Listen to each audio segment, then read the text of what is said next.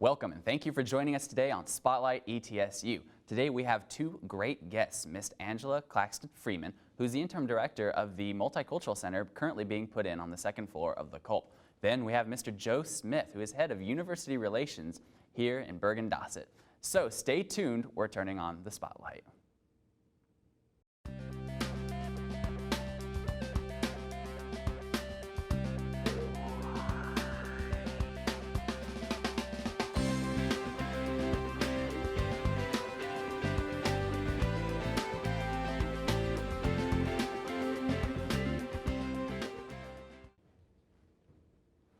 We're here talking with Angela Claxton-Freeman, who is the interim director of the new Multicultural Center on the second floor of the Culp.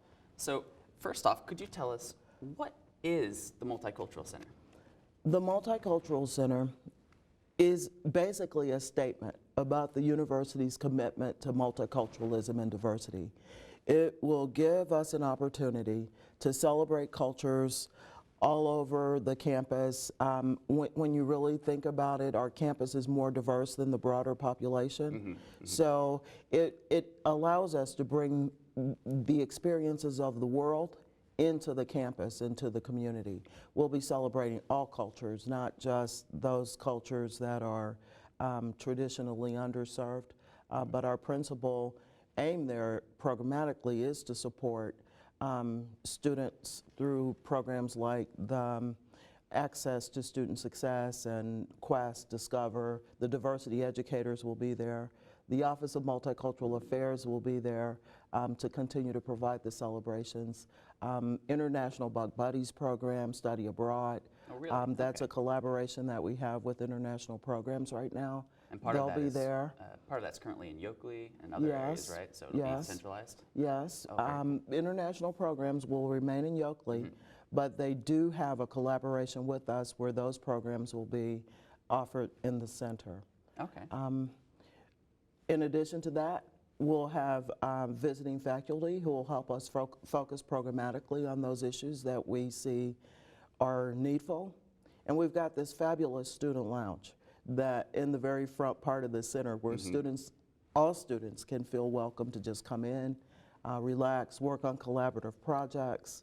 And it's a wonderful looking space already. We it's not hope even that finished we've yet. provided the resource for that so that people will come together, intercultural dialogue, talk to each other. That's one of the ways that we can help promote a big place with just a ton of information for people to come together. Resources, programs. Really get to know each other. Yes. Okay. So we'll get it out of the way first real quick, this question. When will it open?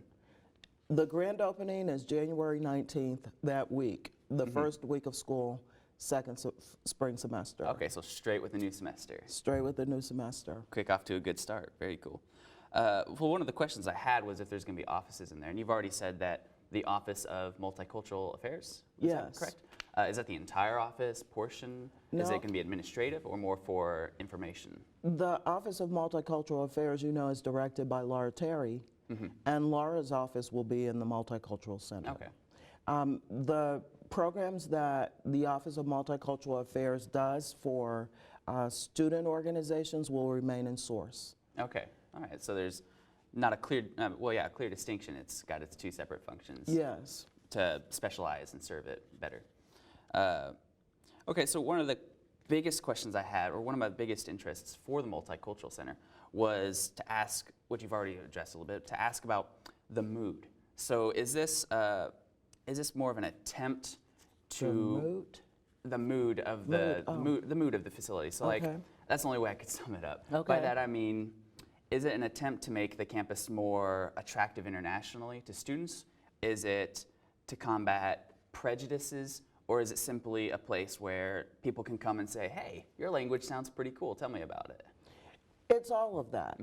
It's a place where we can help people broaden their awareness about cultures around the world. It's a place where we can celebrate the diversity that we have here in the campus.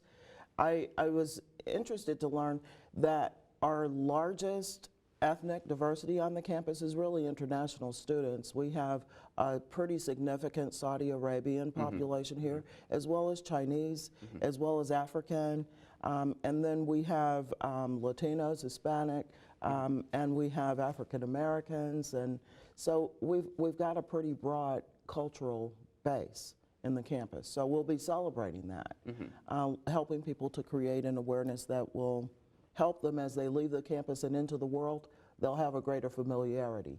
And yes, we are here to address issues that come up as current events, to give people space and an opportunity to discuss some of those critical issues around racism, discrimination, understanding how to get along better with people. So it's not just education, but as you say, celebration. Celebration, education, support, Okay. all three of those.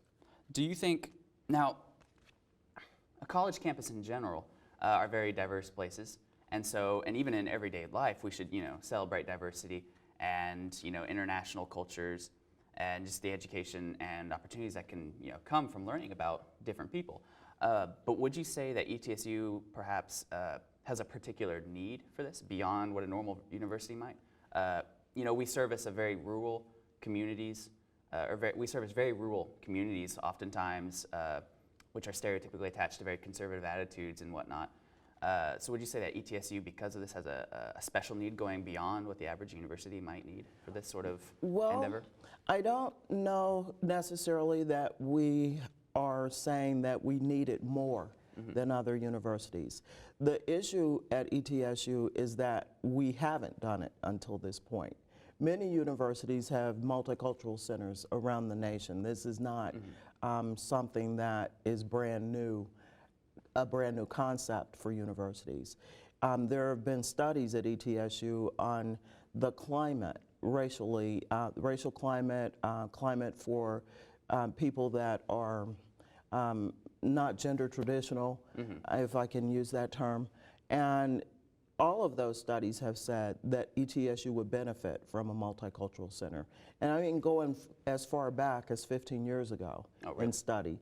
And when the university went through the strategic planning process, Committee for 125, the Student Services and Activities Group made the recommendation that the university open a center.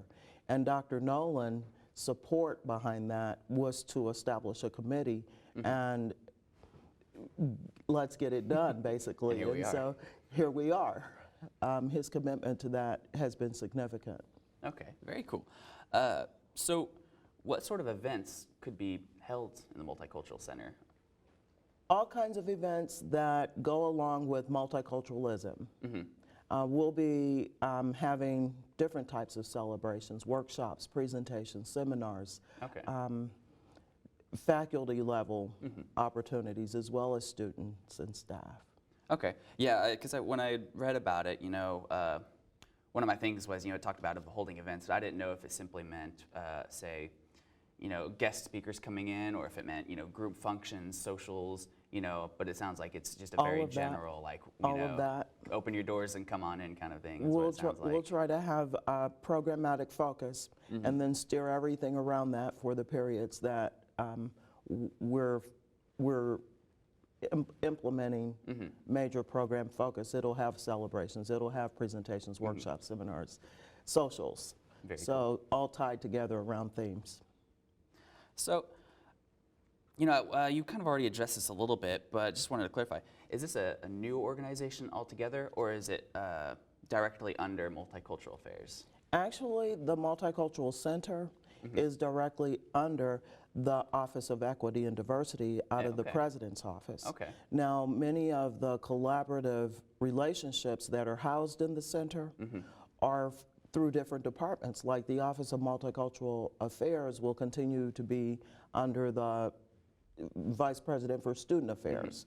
And international program student support that we have in the center will continue to be under international programs. So we're not trying to be the overall expert on diversity. We're just trying to help the university build collaborations and intercultural dialogue. So just kind of a central location for related offices and groups to come together and, put their foot forward, I suppose you could say. Yes. So this is part of the continuing, or not continuing, I guess it hasn't even started really, but this is part of the big Culp renovation project, is that correct? Yes, actually we're slightly ahead of that. So it's not technically in the Culp renovation, but the renovation to this space will definitely be a consideration in how the rest of the Culp Center renovation happens. The Okay. renovation is going to be across from us. And so they're not going to take away our glass view. If you haven't been into the center yet, you'll notice that Haven't been in there, everything's but yeah, clear. I've seen it. It's And, quite wonderful. and we've tried to bring the sense of outside in, and that won't go away with the renovation as I understand it. Okay, yeah, because I was curious if it was still ongoing. Do we have anything more to expect to come from the Multicultural Center, or is it about ready to just be done? Well, the Multicultural Center is almost complete. The construction of it is there, the renovation piece, I mean. And so with the renovation of the Culp Center, I'm not sure how it all fits in, but I know that our space is complete. So is there more to the Multicultural Center aside from the physical space? Because, you know, Programmatically, it's the program that's going to draw people into the center, and we're hoping that we'll be able to serve all students, Right. all faculty and staff.